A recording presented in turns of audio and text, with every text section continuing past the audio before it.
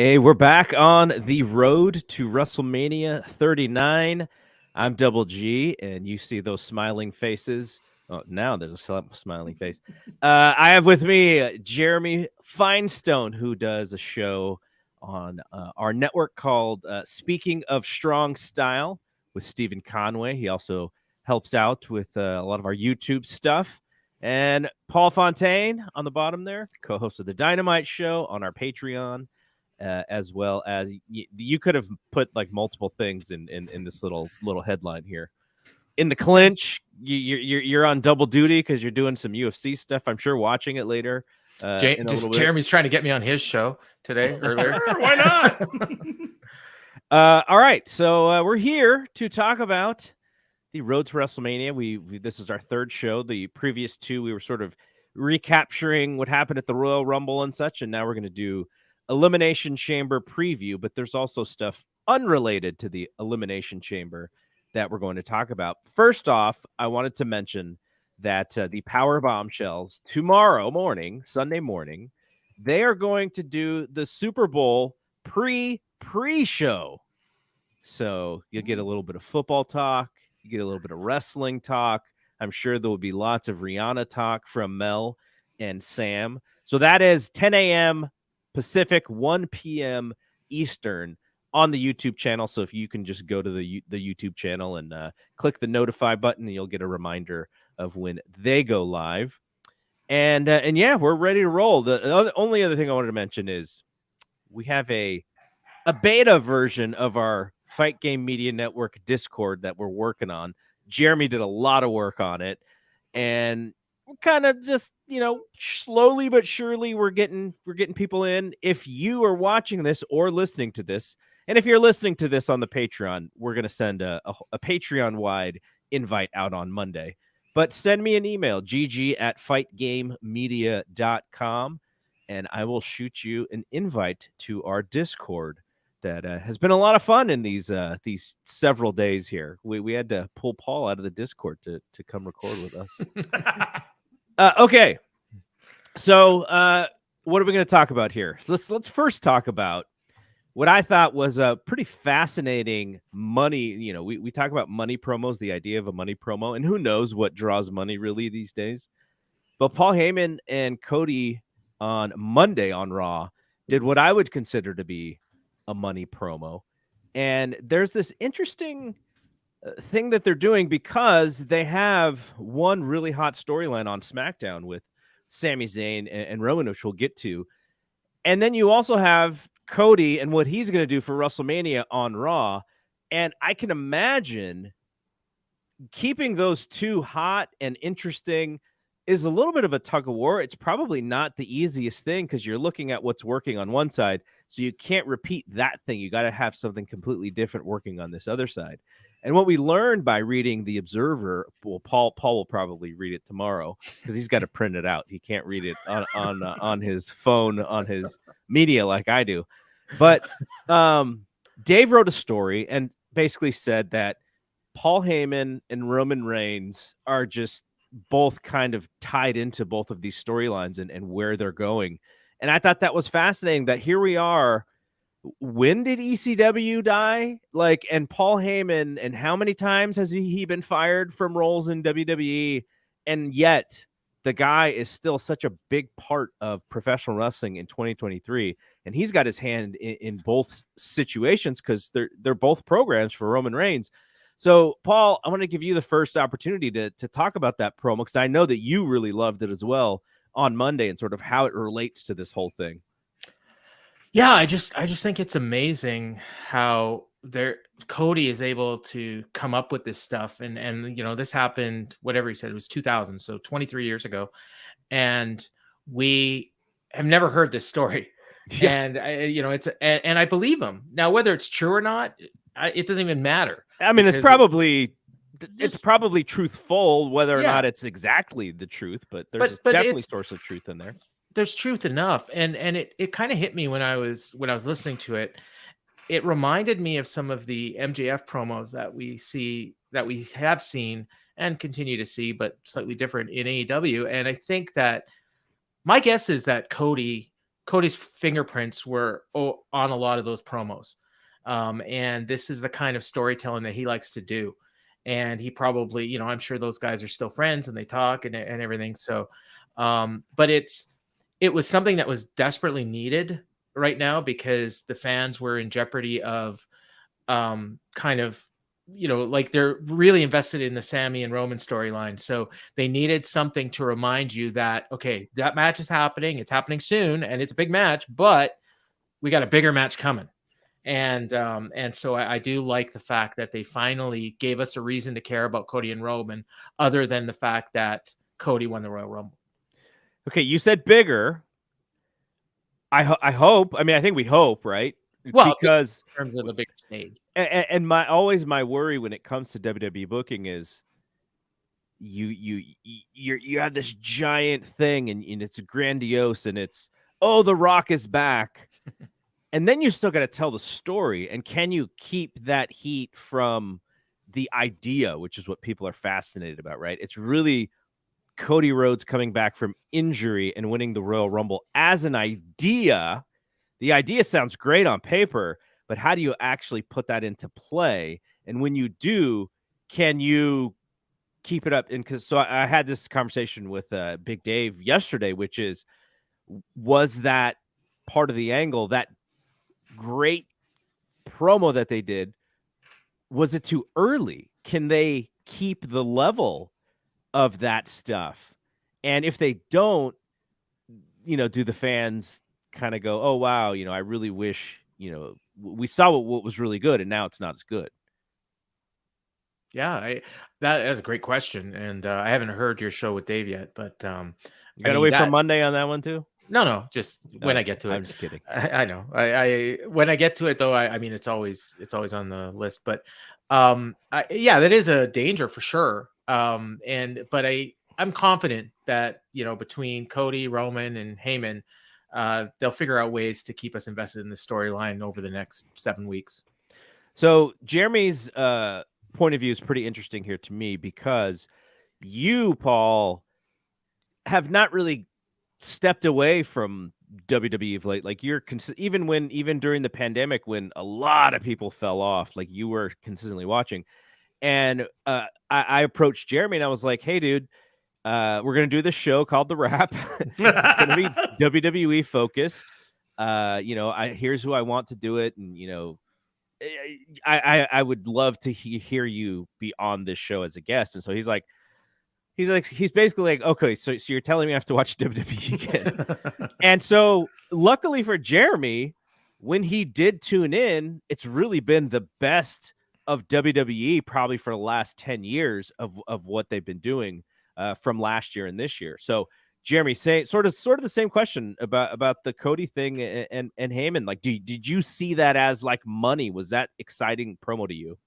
Yeah, you know, it felt like the WrestleMania main event promo to me. It felt like it was supposed to kick everything else to the curb and say, hey, everybody, this is where we're putting all of our resources in right now. It was to me probably one of the best promos that Cody's ever had. I don't think it's been one of the best promos that Paul's ever had, but I think it's got the same level of most of his promos.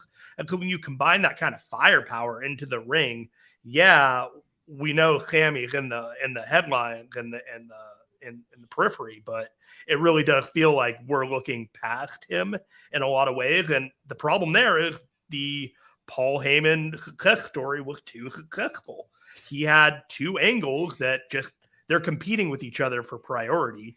And that's a really big problem for WWE to have, really, is that you don't ever really hear the argument being they had two very successful angles competing with each other and trying to steal its own thunder. So rough problem to have. I am very interested in this main event. I feel like we are heading towards one of the most traditionally booked WrestleManias. The Royal Rumble winners announced no BS. They have their matches set and we're going down the line. And there are things that have to happen to get where Triple H wants to book this WrestleMania. And, you know, I hope the payoff for Sammy at Elimination Chamber is satisfying, but I hope that the payoff after that is equally satisfying because I think that's that's the end game that we're all looking for. Can that happen? You know what I was thinking about when I was reading Dave's piece, and I didn't mention to him in the conversation yesterday because it didn't really fit, but is there a world where WWE gets sold and because of Paul Heyman's connections, he finagles his way into what is essentially Triple H's job right now? That would be fascinating, right? Just because of what we just said, which is this dude was, how long ago did ECW die? And he's like the guy with 9 lives, right? He's the cat with 9 lives in WWE. Gets fired because he was listening onto a conference call that he wasn't supposed to be on. And, he was the Raw, what did they call him? The Raw GM and the SmackDown GM when him and Bischoff were doing that. And that didn't last very long. And so it's just almost like, he kind of knows like, okay, at some point they're going to need me again. And I'm just going to be valuable. And then people want my feedback. Oh, Ronda Rousey, oh, Brock Lesnar, oh, Roman Reigns. They want my feedback. I'm going to be around. And now, when Dave writes something like that, it's like, oh, that makes a lot of sense of whose fingerprints are all over this thing is Paul Heyman. I'm not saying that he's going to try and backstab anybody to steal anybody's job. I'm just thinking Triple H, I think we believe he's doing a pretty good job. Much better than Vince. Week to week, maybe not big picture. Vince was still really good with the big picture, but week to week, it seems to be improvement. But I don't know. I would be very confident with Paul Heyman in that role without Vince necessarily being, stopping him from doing stuff. But I also think he would need somebody to kind of like say, hey, maybe not, like maybe we do it because, there were some pretty grandiose things, pretty outrageous things that he did in ECW. So that he wouldn't do today, but still. All right. That was just a tangent because he does feel like a kingmaker position in the whole grand scheme of wrestling. Like if Paul Heyman has an interest in you, your stock goes up in a lot of ways. So usually. Yeah. But I mean, he there are some misses, right? Yeah. Claudio, Jake Hager back in the day. Yeah. And Aleister Black, Vince was just like, sorry, buddy, not going to do this one. Austin Theory was his too, wasn't it? I thought. I don't know. I'd be interested in that one. But the thing with Aleister Black, there's going to be AEW fans who say, yeah, you guys got that one wrong. He's like the same to me in AEW. So I don't think he's really taken it to the next level in AEW. All right, so let's talk a little bit more about how the Sammy Roman piece fits in because we all saw SmackDown on Friday, and Sammy did I thought a pretty strong promo to start the show. He looked every part of what that role needs. His promo skills are maybe even underrated. His charisma is maybe even underrated, but that was like the time for him to go, okay, now I need to show that I could be this person, even if maybe he's not really that person. But I thought he did a really good job with that whole promo. But again, playing off of Heyman seems to be the way that they're doing this to make sure that the babyface isn't just out there pandering and getting booed. That may be a strategy, and it's probably a good one. I just hope that they could keep the creativity. But Paul, what'd you think about Sammy on SmackDown? I really liked in the opening when he's in there with Paul. It was a slightly different demeanor that he had and a tone to what he was saying. And but it made sense given what happened and how Heyman has been treating him, and as long as Sammy's not an idiot, he can see that, he goes from calling him Shmooly to telling him he hates him and, and that he's a backstabber and everything. So he's genuinely pissed off at Heyman and he finally gets a chance to say it. But later on, when we saw him with Jay, he was kind of more like the Sammy we've been seeing for the last 3 or 4 months, where he was kind of desperate and trying to convince Jay that, hey, I turned on Roman, you could do it too, and so he's still that insecure person. So there's consistency there. And I think that's important. You don't want to have somebody just go from being the way Sammy was that we all fell in love with, to all of a sudden a completely different person. And I think that's why this works, because it's believable and people can relate to it. And everything that he's done and everything he says makes sense and is true to the character. And we can relate to it because on some level, I think a lot of people have dealt with things like what Sammy's dealing with right now. Jeremy, I know that you weren't the biggest fan of last night's show, Mm. but what did you think of the Sami Zayn pieces of the show? Well, if you go back to 2016 when Sami Zayn was in NXT, this felt like a clear through line of that underdog from the underground character to the babyface that we saw last night. Like, the similarities between those two characters, the evolution of the character has upgraded in such a way that you can't look at him like the cowardly heel, comic heel that he cultivated and pretty much mastered over the course of the last 2 or 3 years with the Johnny Knoxville WrestleMania match last year, and then going through with the Bloodline stuff this time. He exhausted what you could do with it and mastered it, and now we're back at a point where he is going to be an upper mid-card babyface, and that's such an elevation, and he's done all the work on his own. Like, he showed up and he understood the assignment of what his character was, what his character has been over the last 2 or 3 years, and what his character is going to be. And this is a veteran, this is a pro understanding the assignment. And for the criticisms I have no criticisms about Sami Zayn's performance. So I think what we all believe is going to happen is that the story told has something to do with him and Kevin Owens against the Usos. I'm a little sad that that's the story, though, because I love his relationship with Jay. I also love Jay's relationship with Jimmy. Like, those are real connections, right? Like, when those dudes, talk about, you're my twin, you're my brother, I always got your back.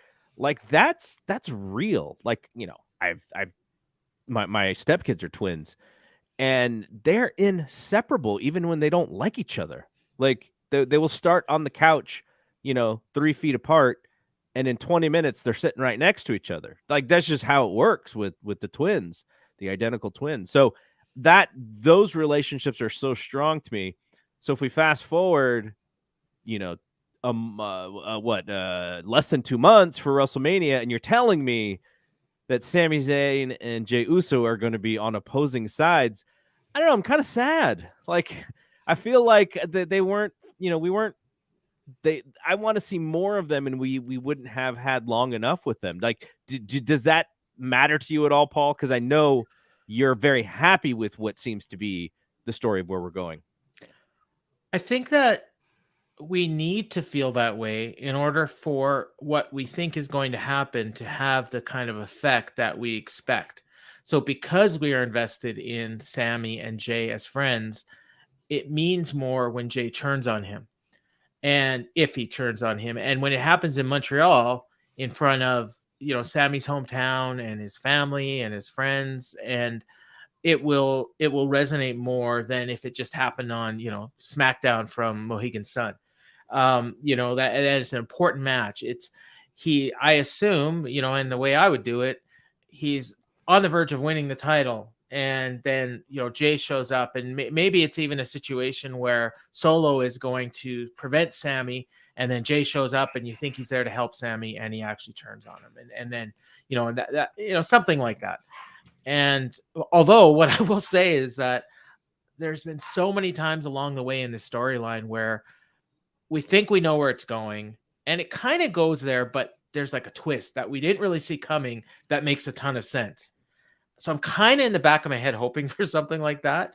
Like, maybe Jay doesn't turn on him. You know what I mean? But now he's torn because he's got, like you mentioned, the relationship with his brother, his twin brother, his cousin, who he's always had an issue with. Yeah, from the start of this. His and then Sammy been a giant dick to him for a lot of this time. Yeah, and then you've got Sammy, who has through and through been true to himself and won him over. And now he doesn't really want to turn on him, but he doesn't want to leave his family. So he's torn. And that could end up playing into what happens at WrestleMania, to where they're still friends.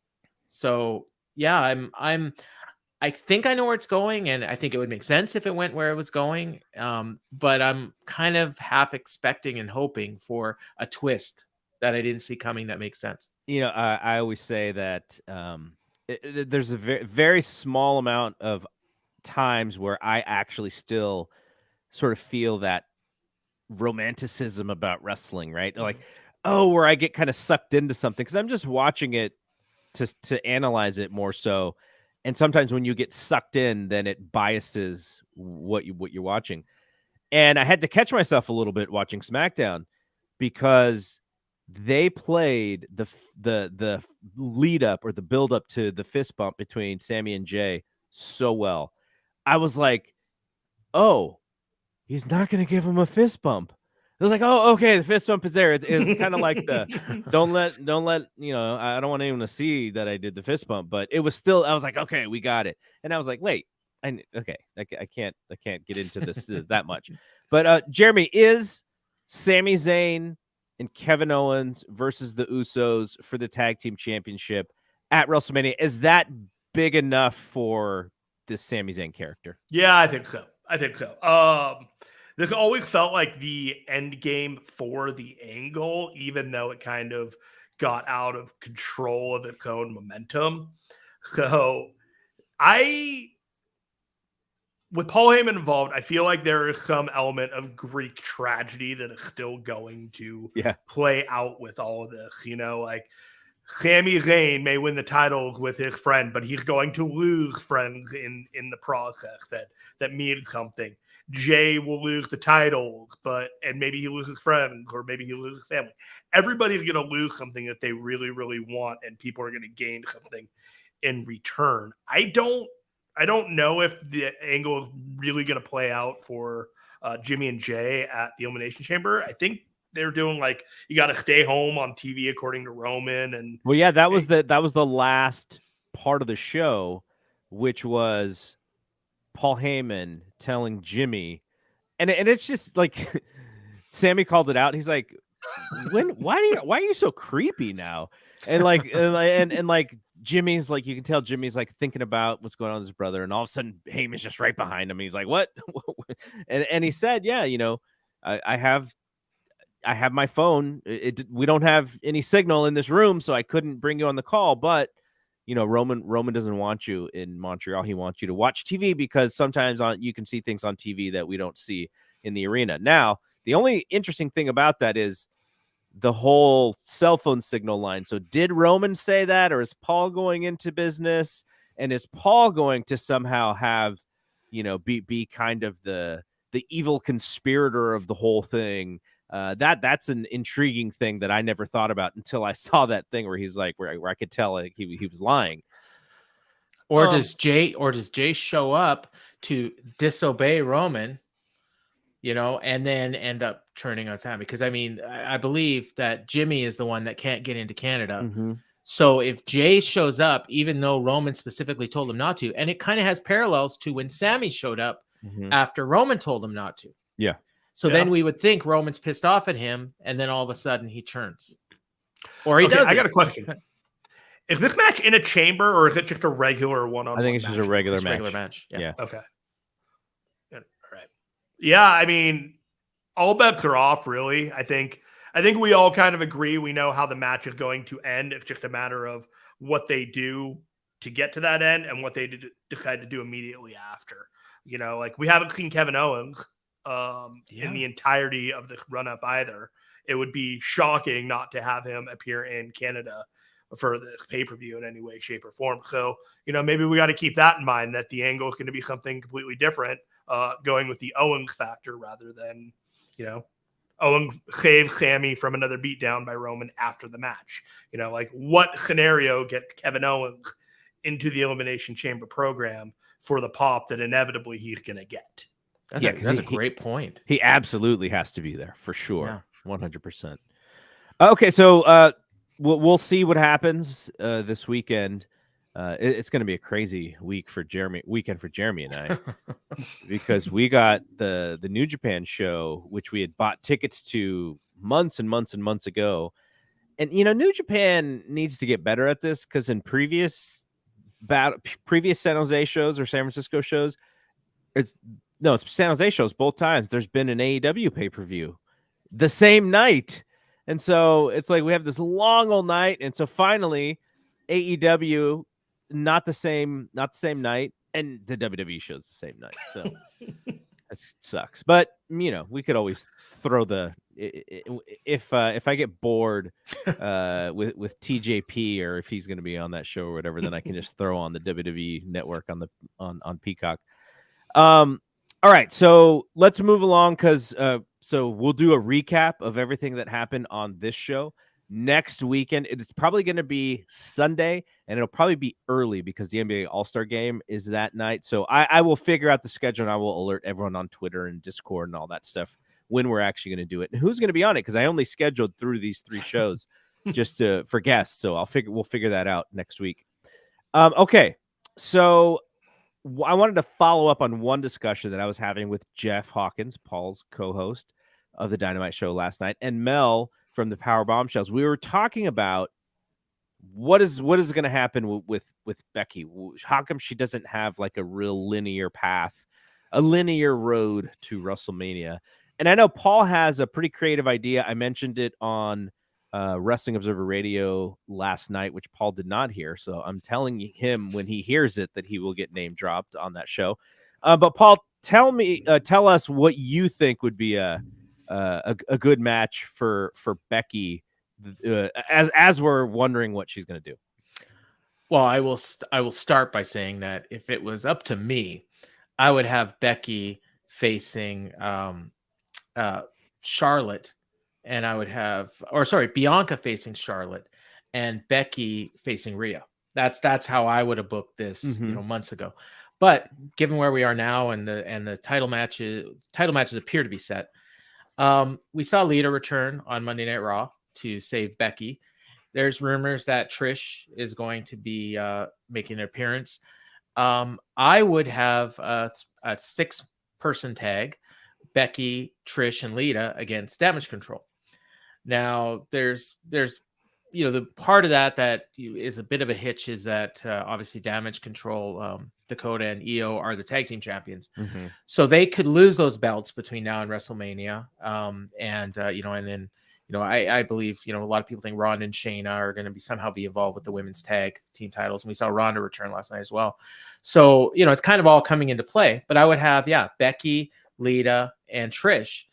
And as fate would have it, last year at WrestleMania, I got to see the formation of that team in person backstage when they did a run-in on my daughter's meeting with Becky Lynch.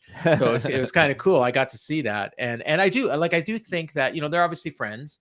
And I think for, you could have a singles match. I know Jeremy has mentioned Becky. I think it was Jeremy. Forgive me if I'm wrong, but Becky and Bayley in a singles match. I've even seen the blow off to the blow off to the blow. Yeah. It just Scott Young, who was on the show 2 weeks ago. He likes the idea of Becky and Bayley as a tag team.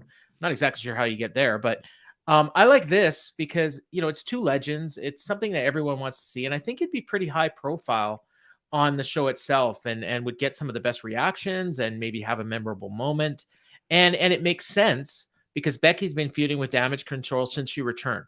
So to have a big blow off at WrestleMania with 2 legends at her side, I just think it makes too much sense not to do it. And I'd put money on the fact that that's the match we're going to see. But what's funny about that is, to show you how over these women's tag titles are, the way that you sell it to Io and Dakota is like, okay, you're going to lose the titles, but you're going to be elevated on the card in a match. That sounds familiar. Didn't somebody walk out over something like that? Yeah. So, so that, I mean, that's an intriguing idea. At my heart, I just wish that Becky had a little bit something more substantial and meaningful because that's what this show feels like to me, because it was sold to us as oh, The Rock, Mhm. maybe Austin, and those guys. John Cena's coming back. But what it actually turns out to be, unless something happens, is like, no, like the people who are in storylines now are really the stars and are But I really like they're that. over. Yeah. I actually like that a lot. And so Becky is a star and she should be sort of involved in that. But now, bringing the legends back for her match seems a little wonky, but I get it. She got injured and, they could have had a longer term thing for her, but she had to take some time away. And then when she came back, like things were a little different. So, and then look, I told Dave last night that we had this big AEW conversation. I was like, look, I give Tony Khan the benefit of the doubt because he has to serve a bunch of different masters, the fans, Warner Brothers, his bosses at TNT with the partnership. Same thing with Triple H and folks who are helping him with creative. There's murky waters going on in that building, right? The old man is back in the building. He had been kicked out. Triple H had been against him coming back and then lost and had to change it. Like there's turmoil and turbulence, and still they have put together what I consider to be some pretty compelling stuff. So kudos to them on that. All right, why don't we take a look at Elimination Chamber, which is on Saturday night. There's 4 matches on the card, and we believe one more match at least will be added.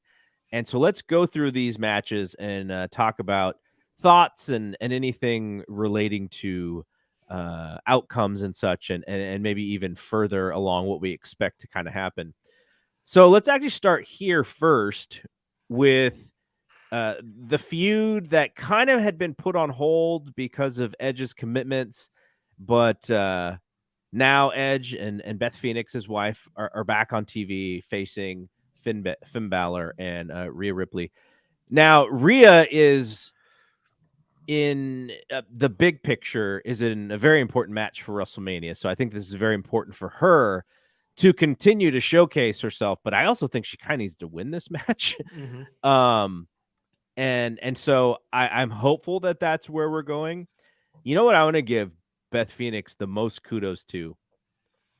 She makes a face because she's the Glamazon, and it is an angry face when she comes out on TV, and she runs to the ring and keeps that same angry face in her run. Like, I'm like, man, I don't like. Can you actively think about making a scowl and run? Like it's pretty entertaining to me.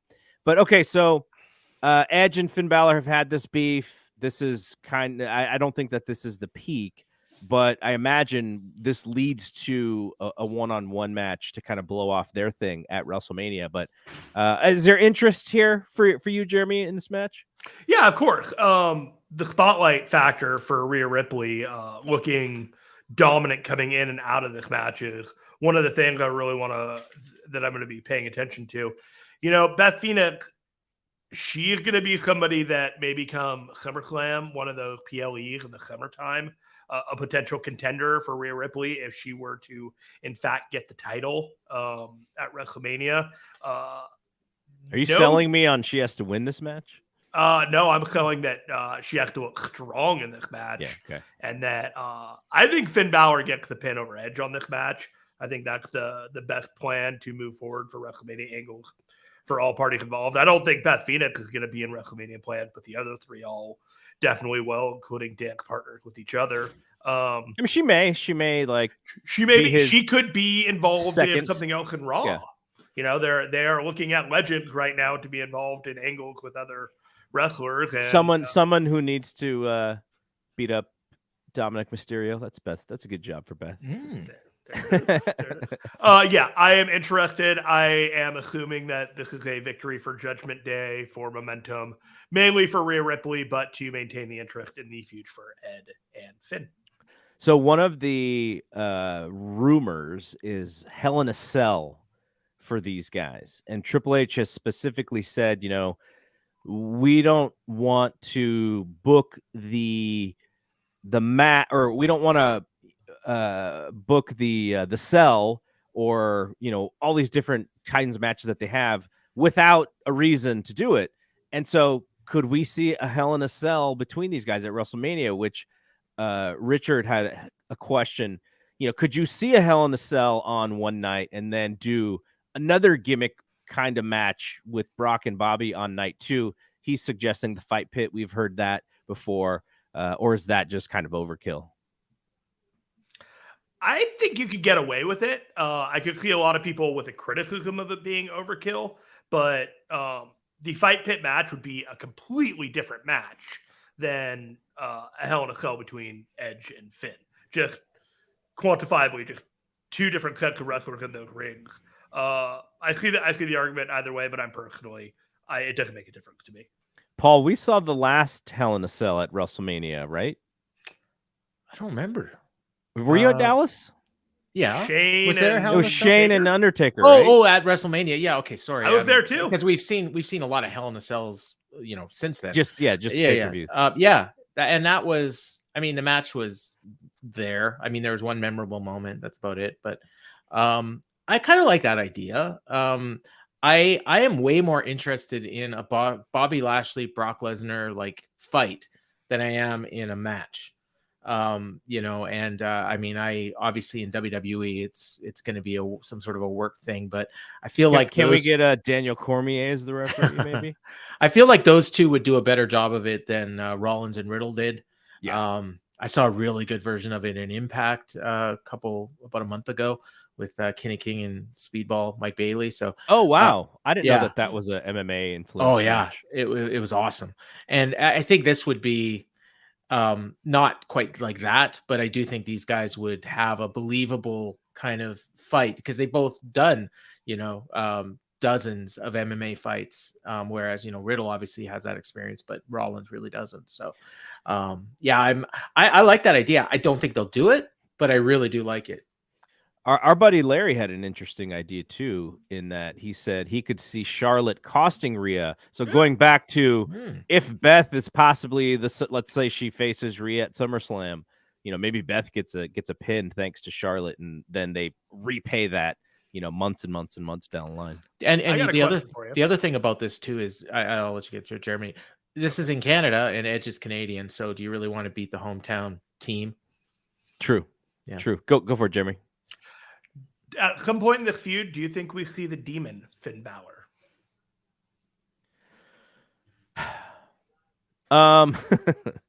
The funny thing about that is they sure as hell made us not interested in the Demon when in NXT everybody was super interested in the Demon, right? And so I think it's cool. I think it's a cool idea. But do they take it as seriously as they did in NXT? Because that character is how many times has he done it in WWE? Actually, do you guys know? I think maybe less than 10. Twice. Oh, I want to say twice. Did he do it against Seth?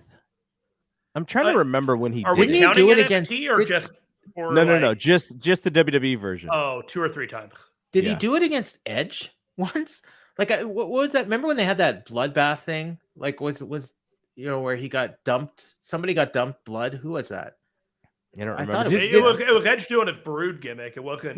Finn doing. But did they beat him when he did it? That's kind of more my question. Okay. Oh no, against Roman. I don't. Okay, that was the one. That was the one I was wondering. He's had a Bray and he's had a Seth Rollins Demon match, I believe. He did lose to Roman as the Demon. That's right, because that was the one selling point that we thought. Oh yeah, because the Demon's never lost. He lost by the ropes. The ropes breaking. Yeah, that's what Larry just said in the chat there. Yeah. Say that. Now I remember. So I think it's cool. Maybe it's been a long enough time to where maybe people forget that that they have beaten the Demon. But it's Edge's Brood character and the Demon, that could be another little selling point. It is WrestleMania, right? If you do want to do something special, this is the time to pull out all the stuff, right? It is right now. All right. I'll bet Triple H has been wanting to do that Demon entrance at WrestleMania for the last 10 years. Probably 100%. Yeah. All right, the match that is not on the card yet, because they're going to do a contract signing on Raw, Brock Lesnar and Bobby Lashley. I want to say that I'm excited for this match, but I always say that, and very few times am I actually happy that I said that. Now, Roman and Brock at SummerSlam with the gimmick that they did with the ring and such, I can say, okay, that match kind of lived up to the billing. But last year at WrestleMania, I was telling people, like, this is going to be it. They're going to finally have that 4.5-star match that I've been waiting for. And then they didn't. It sucked. They didn't suck, but it wasn't great. I sort of feel the same way about this match. Like, I want to see just two fantastic athletes who can just do about anything that big men could ever do in a wrestling ring. But I imagine we're going to get the 6-minute version of big spot, which there's a reason to do that as well. It's probably easier to do. It's a shorter match. You know, these guys are in their 40s. So I don't know. What are you guys expecting from Brock and Bobby? Jeremy, you can go first. I'm going to pour some cold water on this one. I don't expect much from this. I expect a disappointing finish, inconclusive, actually. I look at the rest of this card, and I think that they can give you the juke and move and give you an inconclusive finish and then push it off to WrestleMania. And I think that's kind of the plan that they have in some way, shape, or form, either be it with shenanigans with Hurt Business or MVP or whatnot. They've been laying down the groundwork of something, and I feel like this match, if it all ends up and we have like a 5 or 6 minute match, a power move, I will be happy because my expectation is that's not what we're going to get. So that's a lower expectation for me.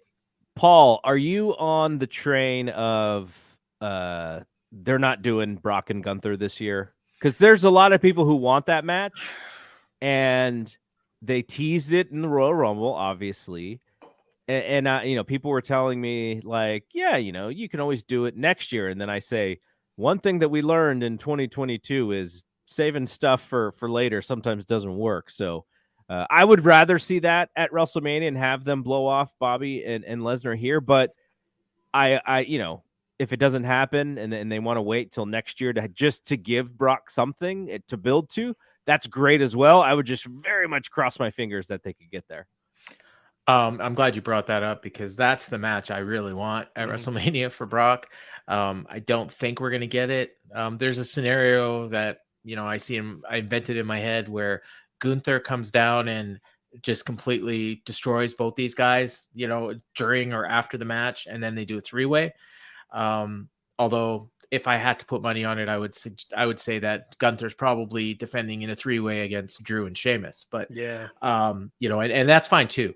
But yeah, the baby faces being the team in the handicap is always weird to me though. Well, yeah, unless they, unless it's a 4-way, but I mean, it's for a title. So, like they both want a title. They both like to have bangers. But I think that if they do just have a match, I could see Jeremy's idea of, the Hurt Business and or MVP getting involved. But I do like, it is Canada. It's Brock's home country. So, and he's lost the first 2. So I kind of see him beating, and especially if they're going to go with Richard's idea of the fight pit or something like that. Yeah. Maybe Brock wins by submission.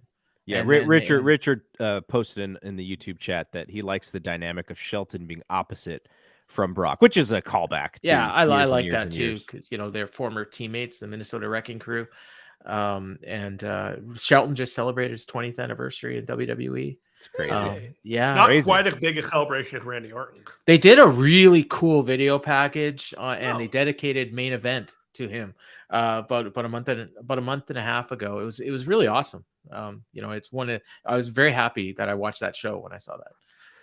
The pragmatist in me says that there will be saving Gunther and Brock for a Saudi Arabia PLE.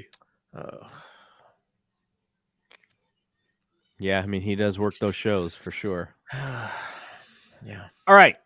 Austin Theory defending his United States Championship in the Chamber.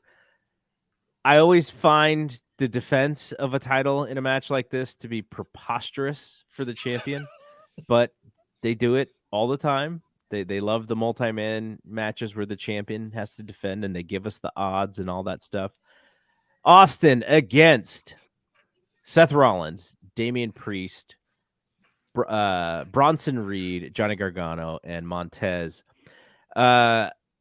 Dave kind of handicapped the match in the Observer, the latest Observer, and he thinks that Priest is probably maybe if you were to put money on it, if Austin doesn't keep it, if Theory doesn't keep it, then maybe Priest has got some pretty good odds there. I don't even know or really care what happens in this match, I think, which is a problem for this match. I mean, do you guys are you guys into this thing at all? Not really. And the thing is, there's one guy out of these 6 that has a clear direction for WrestleMania. So to me, it makes sense if that's the guy that wins the belt. You know, I'm not sure it makes a ton of a sense for Seth Rollins to defend the U.S. title against Logan Paul, but it does give a reason for that match to happen, and it adds some stakes to it. Other than that, the rest of these guys are just there. I think this is Montez Ford. This is his like kind of coming out party. He's going to do a ton of great moves and maybe establish himself as a single star, but the rest of them are just kind of there. I mean, he's there to be Johnny Nitro, who always was able to do really, and I think, you know, hopefully he does get something out of this. Both him and Dawkins, when they've been singles, they've been really cool to see them, and I love them as a team though too, which is part of the why it's kind of hard to split them up. So your thought on who Seth is going to face at Mania? That was Dave's argument as to why you don't give him the belt, because he doesn't think that Logan Paul should be in a match for the U.S. title. He thinks that if you're going to put Logan match, especially after that Roman match, he should only be if it's for like a world title. So, I don't know. You know, personally, I like the big bad heel like Bronson. Like that's who I'll be rooting for. But ultimately, like it doesn't really matter. I don't think at least it really matters. Priest could fill that role. I don't think you would give it to Gargano unless it's a sort of like a sneaky kind of thing. I would love to see them do something with Montez Ford as well. Like that would be really good. I don't see it happening, but Jeremy, are you into this thing at all? I mean, I like the idea that 5 of the 6 competitors really have never been in an elimination chamber before, and that there's freshness to it. I think all of these competitors being in the chamber somewhat elevates all of their stock in terms of just how the audience will look at them. And at the end of the day, that's kind of the goal. Priest is interesting as a guy that could walk away with the title.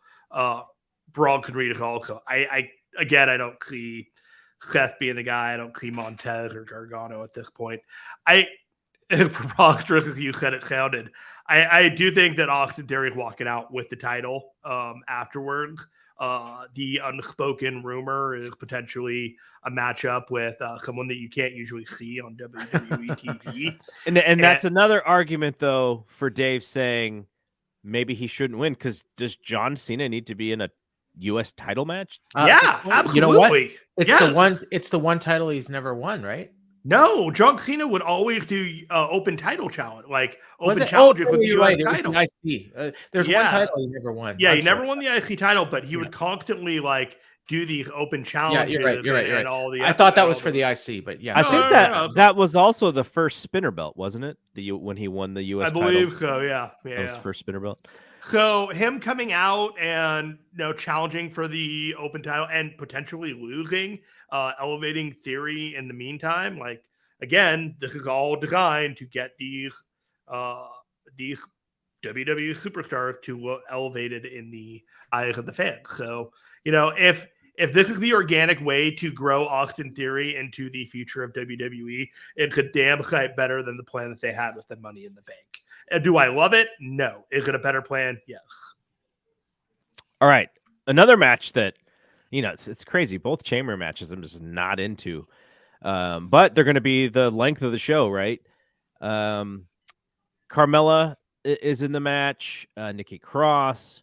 Raquel, Liv Morgan, Natty. Natty did a long promo on SmackDown, only to then get beat up by Shayna and Ronda. And then Asuka.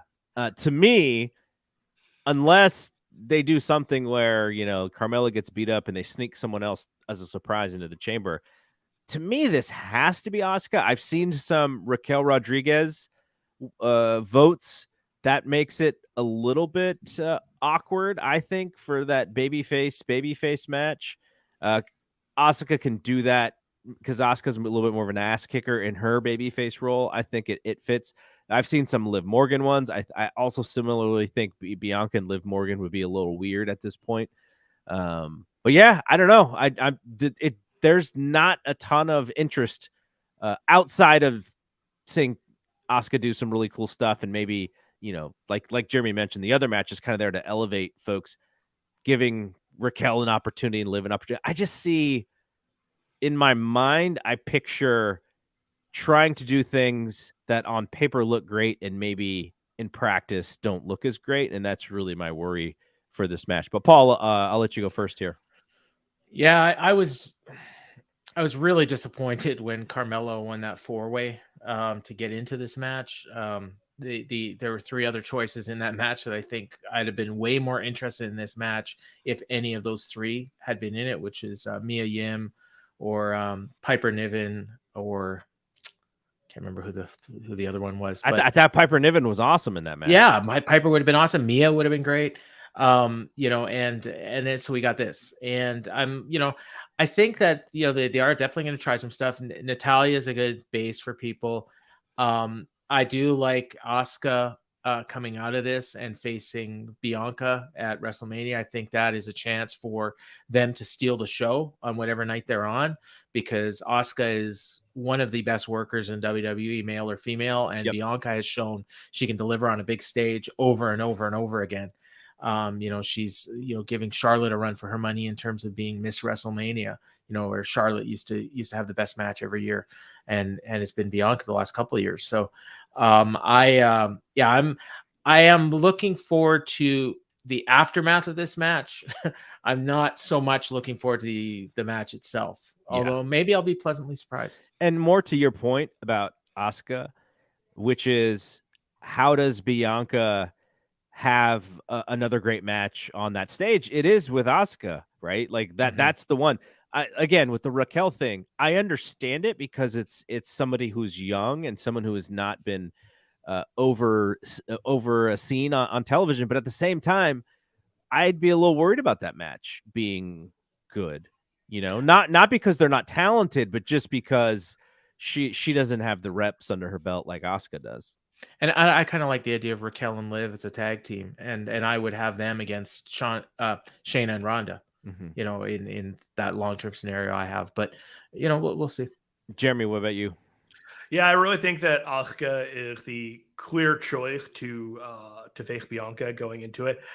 You could have made an argument for Natalya, but after watching her just get geeked out last night, I was like, wait, she's in the chamber too? Oh man. Well, the whole story was Shayna should be mad because Shayna's not in it because of Natty. But then they're telling this other story where Shayna's in Ronda's shadow, and then immediately Ronda comes out. What? And then they just both beat up Natty, and I was like, oh, okay. They had to do like 4 weeks worth of stories in one night, it felt like, and they just kind of decided like, well, we're just gonna rip the Band-Aid off. Yeah. You got Nikki Cross in there. She had the title as the Nikki ASH character. It's still too recent to give her any real thought. Raquel, Liv, they're not there right now. Again, same deal with Liv. Recency, she's already had the title. Asuka, she feels like the one getting hotter while everyone else is kind of staying at the same level or kind of losing their heat with everything. You know what's funny? I'm just reminded about this in this picture. You guys saw the movie Smile? Yeah. It was a horror flick. No. So the commercials were creepy, and all the advertising was creepy, and it's just the idea is you see these people with creepy smiles, and I was like, man, Nikki Cross should have been in that movie. She would have been perfect for that movie because she's got the way that she's got the eyes, and she's like this picture that's like perfect for that. So Richard asked a question, and I'll throw it to the both of you, and whoever can go first. Should Asuka go full heel and even win the title at WrestleMania? It feels like Bianca needs some adversity to overcome. I kind of feel like on the top level, all the titles kind of need to change. We've been working with the same champion for the most part. You got the Charlotte Ronda kind of switcheroo that happened, but it really has felt like the same champion, everything going on. And it might be time to just switch it all up. If Asuka won the title, I certainly wouldn't complain. I think you and I were both there at Tables, Ladders, and Chairs when she won the title the first time. And people were there for it when she won the title. So and her even turning heel could be a very simple thing of, oh yeah, ref's down, miss to the eyes, boom. And you know, she doesn't have to go like full on, you know, crazy heel. She could just do something to win.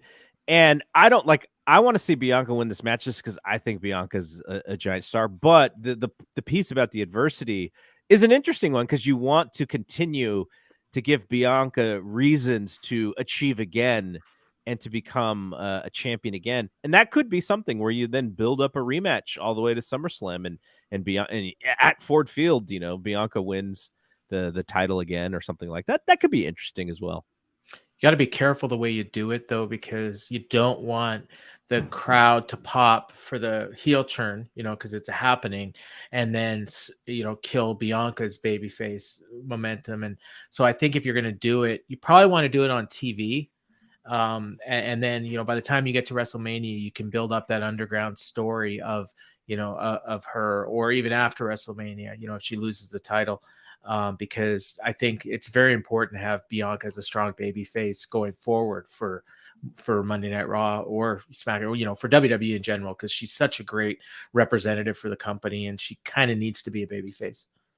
It definitely feels like whatever title match Bianca has at Mania is going to be a middle of the card kind of title match rather than opening or closing any show. There's just so many other matches that have a lot more heat and kind of stank to them that I'm trying to figure out where it would be on the card. And it just the Raw Women's title feels like just a match on the card right now. That sucks. But yeah. All right. The big bad, Sammy and Roman. Sammy did not say, I'm going to win the Undisputed Championship.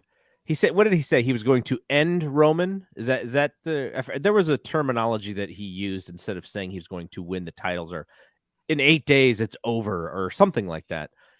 And Roman Reigns' bloodline.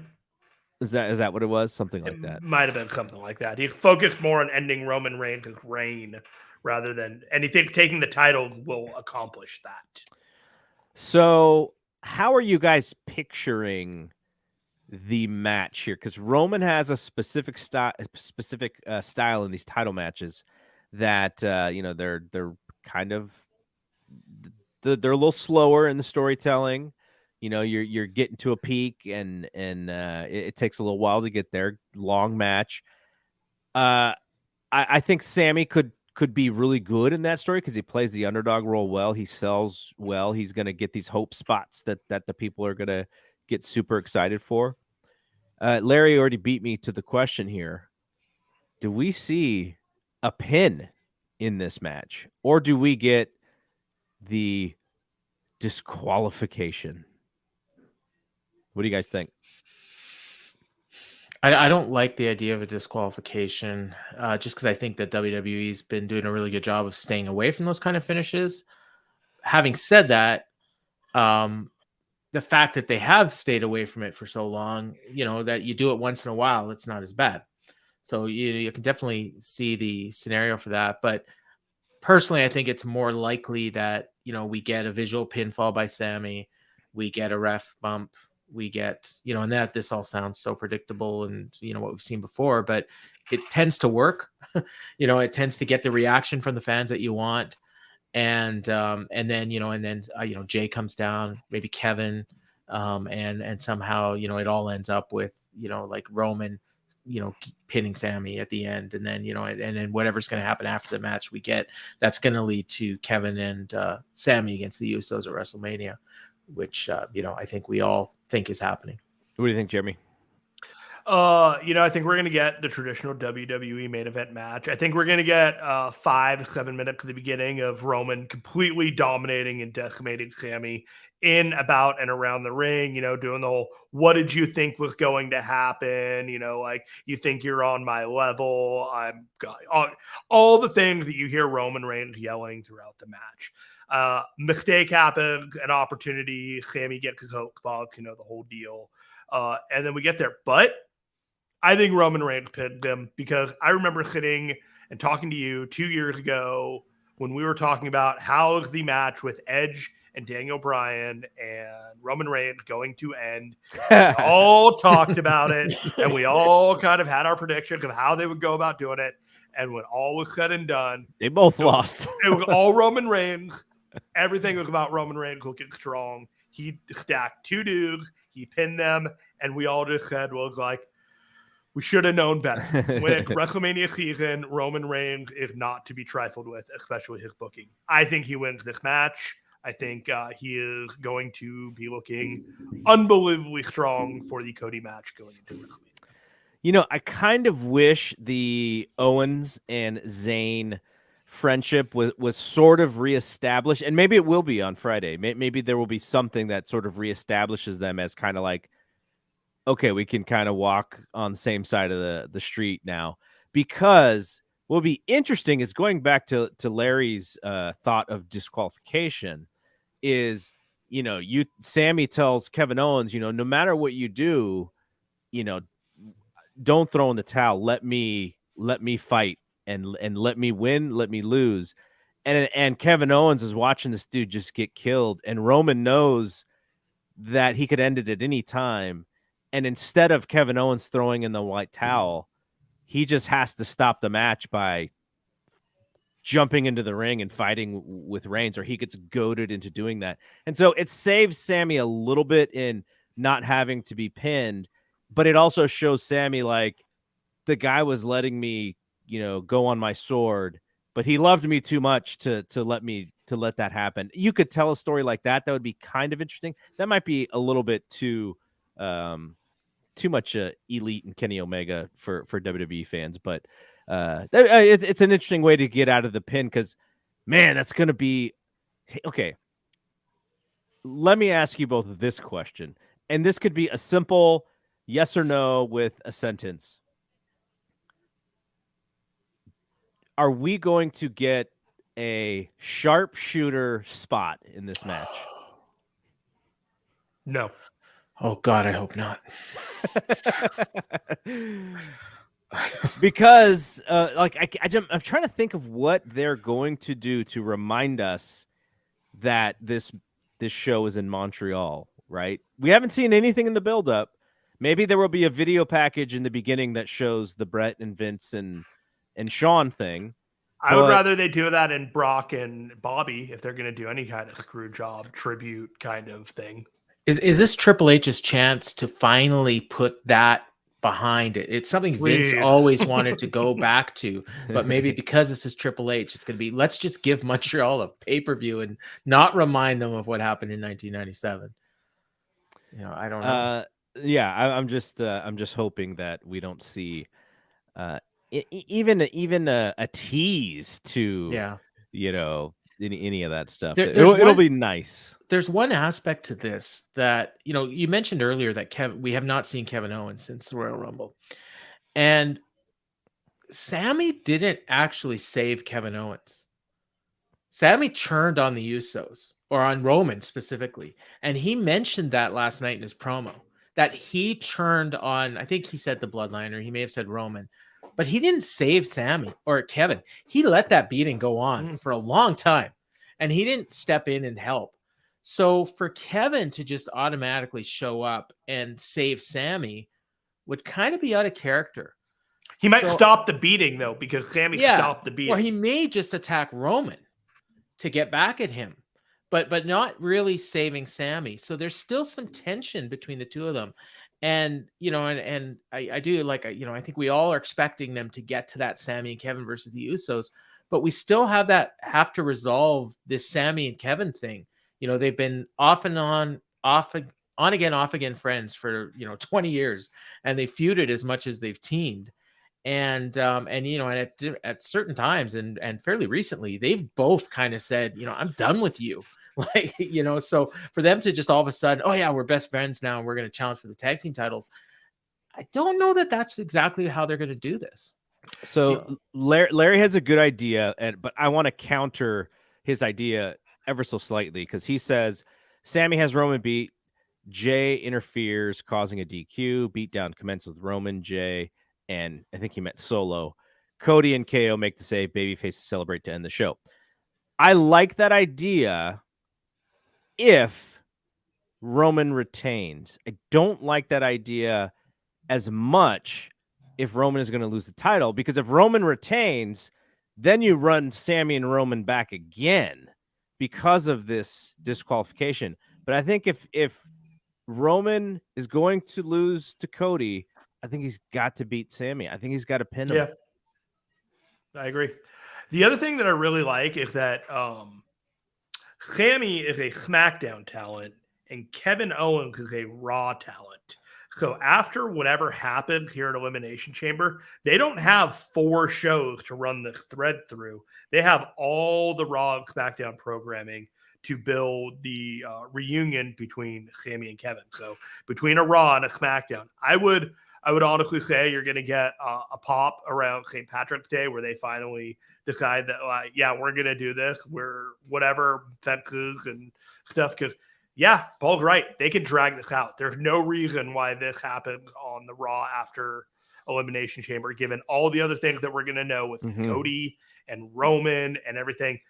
Just let this breathe. It is big enough that it will breathe, and it will be great to let it play out.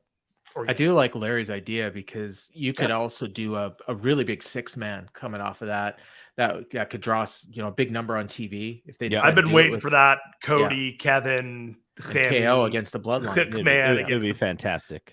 Yeah, absolutely, and it would draw a huge number. Absolutely, yeah. All right, guys, thanks for doing this. I know previewing Elimination Chamber before watching the last 2 TVs is a little hard, but it was the way that we had to do it because of the timing of the show. And I think they've done a good job at laying things out to the point of where, some shows we're just like, I have no idea what's going on, but this thing has been laid out very well. And that's what happens when you tell good stories. So, so we're done with this. And next week, pay attention to this channel, pay attention to our social media, and we'll let you know when the next show. It's going to be on Sunday, but it's early, probably after the Power Bombshells. So just check the socials for that. Also, again, I'll throw it out there for Discord folks. If you want to join the Discord, send me an email, gg@fightgamemedia.com. We're still keeping it small right now before we open it up. So, all right. Thanks, Jeremy, Paul. You guys have anything to plug before we get out of here? In the Clinch MMA podcast on the free feed of the Fight Game Media Network, Ryan and I will be recapping tonight's UFC pay-per-view, pound for pound, number 1 and 2 in the world fighting each other. So we'll break it all down for you on Tuesday on Fight Game. And then Dynamite Show on Wednesday. And Dynamite Show on Wednesday with Jeff Hawkins. And we have a very, very special guest lined up. I'm excited for this one. I'm not even gonna say who it is because I'm not gonna jinx it. No, but if it happens, it's well worth it. So all right, Jeremy. I got a show on the YouTube channel for Fight Game Media. Speaking of strong style, this next week we'll be reviewing New Beginning in Osaka and previewing Battle in the Valley in San Jose. So check it out. And by the way, these little graphics I was able to put up, Jeremy figured out how to do that before I did in StreamYard, so he showed me. So good job. All right. MVP. All right, guys. We will so we're gonna get out of here. For Jeremy, for Paul, I'm Double G. See you when we see you. Peace out.